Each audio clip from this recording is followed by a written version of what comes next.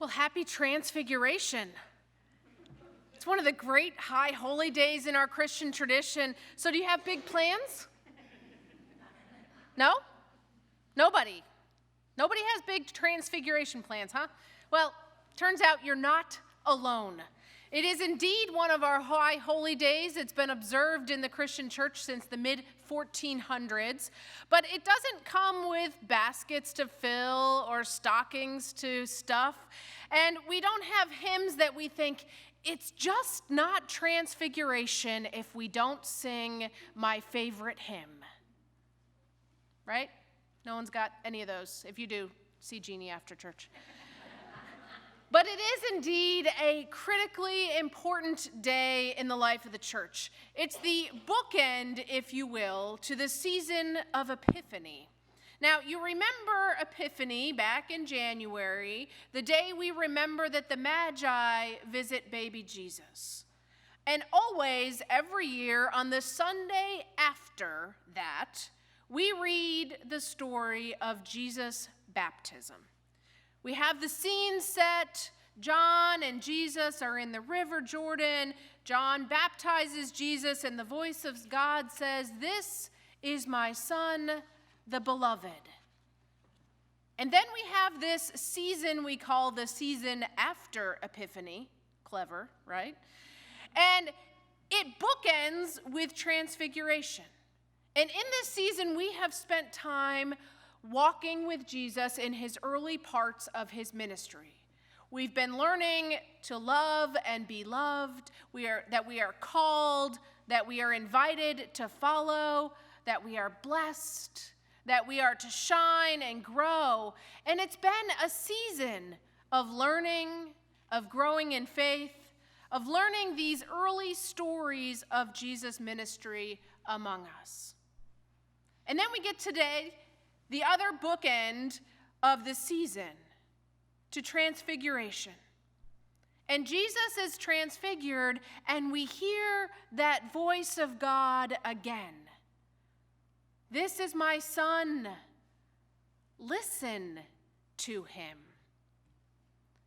So with this bookend of a season, we have Transfiguration, letting the disciples and us know that things are about to change.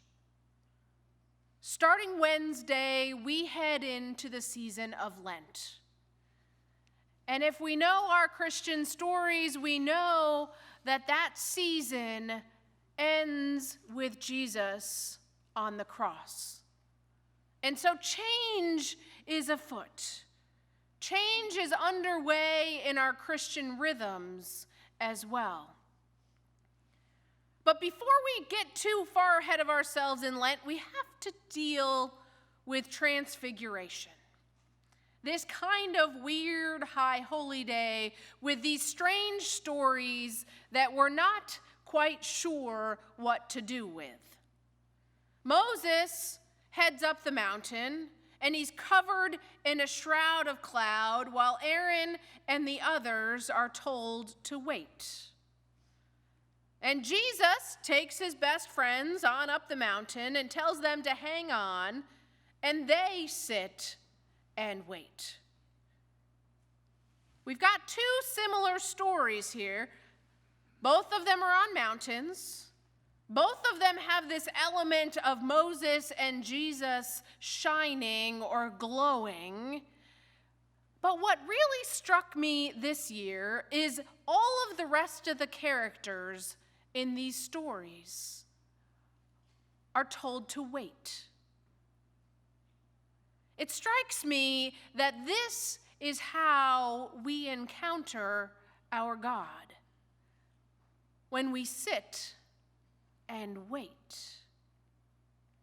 When we're frantically going about the busy, frantic pace of life, we all too often miss God trying to get our attention.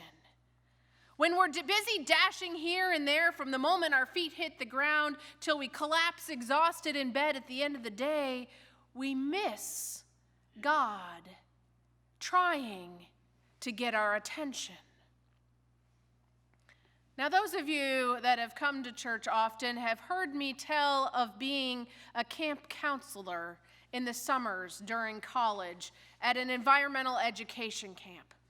And one of my favorite things to do was to lead our night hike. And we would lead this night hike in the middle of each week, and we would lead the kids out without flashlights, without cell phones, without any ways by which we could see other than whatever moonlight might or might not be coming in through the trees. And while we were out on this night hike, we would always do a solo sit.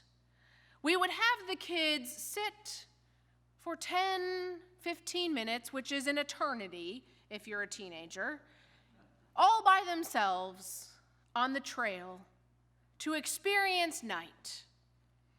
So there was this one week, and the co-counselor and I were talking about our night hike, and we decided that we were bored with all of the usual trails that we did for the night hike, and we were going to challenge ourselves by going to Bear Tree Trail, which was the furthest one from camp, which meant the most amount of hiking. It was also the narrowest trail, which meant in the dark it was the easiest to lose. So we did it. We got there. And it wasn't quite dark, so we played some usual games, teaching about the night animals and all those sorts of things, and everything was going just fine. We sat the kids out, spaced them out 5 to 10 feet, so they were kind of close together, but they didn't know they were close together, so we just dropped them all off. And I sat down, my favorite part of the week, all by myself, quiet, dark, relaxed. I never fell asleep, I don't think. But as I was sitting there, I heard an animal. Now, if you've ever spent any time in the woods at night alone, the smallest of critters sounds really big, right? So I had learned over the years that not to panic because these small critters sound really big. Well, as I sat there listening, I knew enough to figure out the gait of this animal, how quickly the feet were moving. This animal was moving very slowly. And this animal was moving very heavily. And I sat there for a little bit and I thought, there's got to be humans nearby. So I was sitting there calculating where I was in the forest based in relationship to the other trails and realized that there was no possible way there was anyone behind me. Like, there's no trails there. Okay, deep breath. But if I'm hearing this very large, slow-moving creature, somebody else probably was too. So I went and gathered up the kids. And I get the first kid, and they're told not to talk. And I hear a terrified, quivering voice saying, "Iona, did you hear that?" I calmly said yes. And they said, "That was so cool."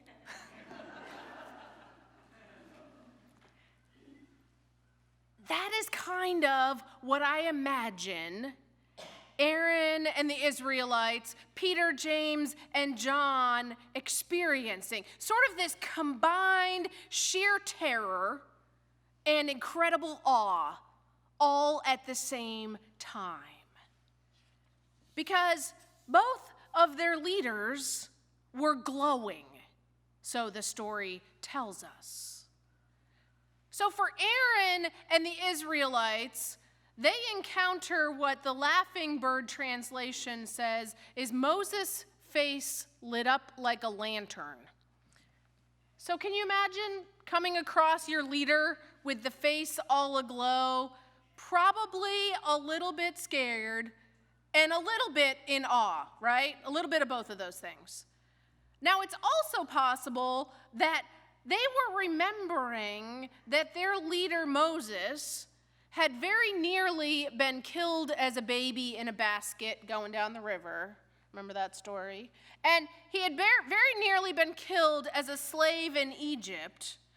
And so, following this guy whose face is now glowing has not been an easy thing. Because remember now, this story is also taking place about 30 years into a 40-year wandering in the wilderness. Okay?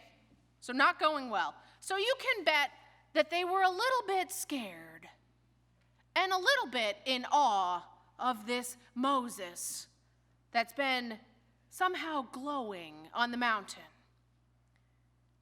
And the disciples have been following Jesus. They've been preaching, they've been teaching, and Jesus is like, come on, let's go up on the mountain. Pretty good. We're going to probably sit, we're going to pray, it's going to be good. And then there's a voice booming from the clouds. I would be scared. And what's more, the voice says to listen to him.